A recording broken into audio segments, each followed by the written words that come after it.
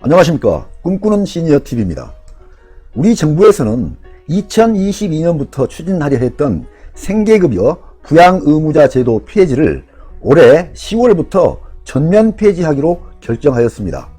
기존에는 본인의 소득, 재산이 없는데도 서류상의 가족인 부양의무자가 있다는 이유 하나만으로 돈을 잘 버는 자녀가 있다는 이유 때문에 생계급여를 받지 못하면서 정말 어렵게 살고 계시는 분들이 여기저기 상당히 많았습니다.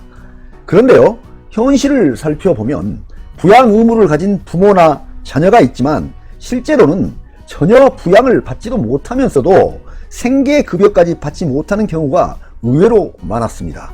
정부에서는 이런 불합리한 상황을 해소하고자 2021년 10월부터는 수급자 본인만의 소득과 재산이 적어서 수급자 기준을 충족하게 되는 경우에도 부양의무자 유무에 관계없이 모두 생계급여를 받을 수 있도록 생계급여 부양의무자 제도를 전면 폐지한다고 발표를 하였습니다.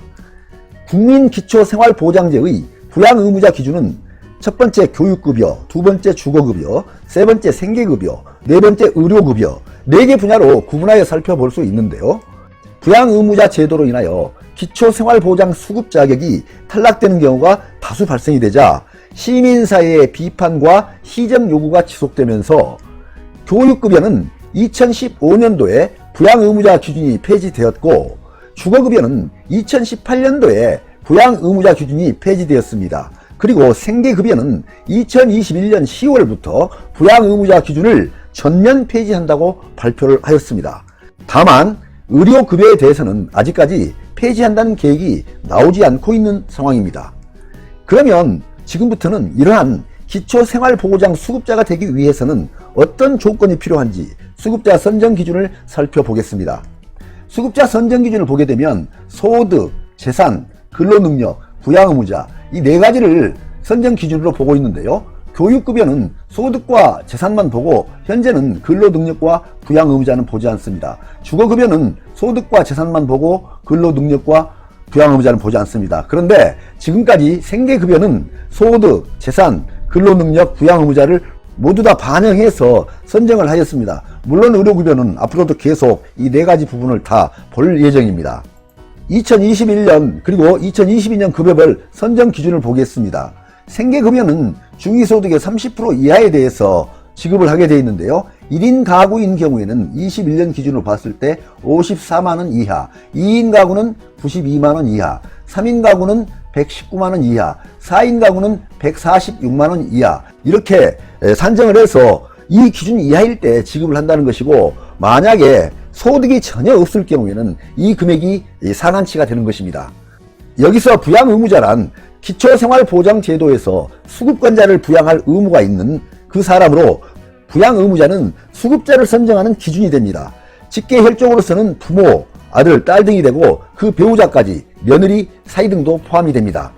이러한 부양의무자 제도에는 문제점이 있는데요. 통상적으로는 가족 중 누군가가 어려우면 부모나 자녀가 그 사람을 도와줘야 된다고 생각하는데요. 현실을 보면 그렇지 못한 경우가 상당히 많이 있습니다. 첫 번째는 부모와 자녀 간에 어떤 연유인지는 몰라도 연락이 끊어지는 경우도 있고요.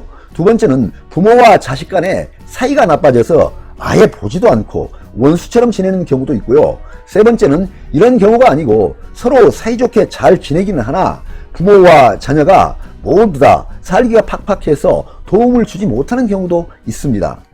그래서 정부에서는 이런 상황들이 생각보다 많다는 것을 인식하고 그동안 부양의무자 기준을 조금씩 완화해주고 있었습니다. 부양의무자 기준 폐지 현황을 살펴보겠습니다. 교육급여 수급자는 2015년 7월에 폐지가 되었고요. 주거급여 수급자는 2018년 10월에 폐지가 되었고요. 생계급여 수급자는 2021년 10월에 폐지할 예정이라고 합니다. 그리고 의료급여 수급자는 그대로 유지를 하도록 되어 있습니다. 이와 같이 생계급여 수급자 부양의무 폐지 기준을 지금까지는 중증장애인, 노인가족, 한부모 가족 등의 일부에만 적용을 해주고 있었는데요.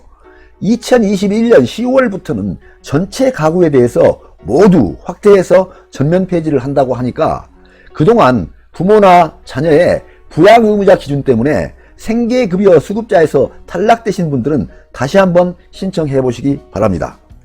뿐만 아니라 현재 생계급여를 받고 계시는 수급자 중에서 소득이 많은 부모님이나 자녀의 부양 의무로 인해서 수급비가 삭감된 분들에 대해서는 삭감된 만큼의 수급비를 올려준다고 합니다. 그런데 여기에서도 한 가지 유의할 점이 있는데요.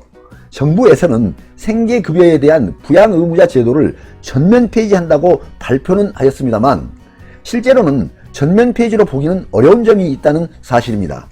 이번 개정안에서도 지원 대상을 소득 인정액이 기준 중위소득의 30% 이하인 분들은 모두 수급자 자격이 주어진다고 하였으나 부양의무자의 연소득이 1억 원을 초과하거나 부동산 등의 재산이 9억 원을 초과하는 경우에는 수급자에서 탈락이 된다는 것입니다.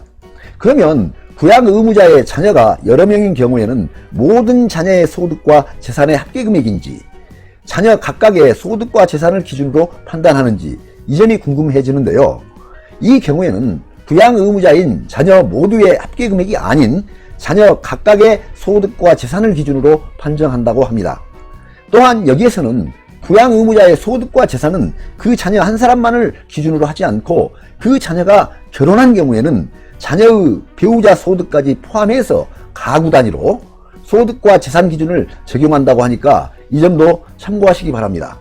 이러한 내용은 보건복지부 보도 참고 자료를 통해서 배포가 되었는데요. 더 깊은 내용을 알고 싶은 분들께서는 이 내용을 찾아보시기 바랍니다.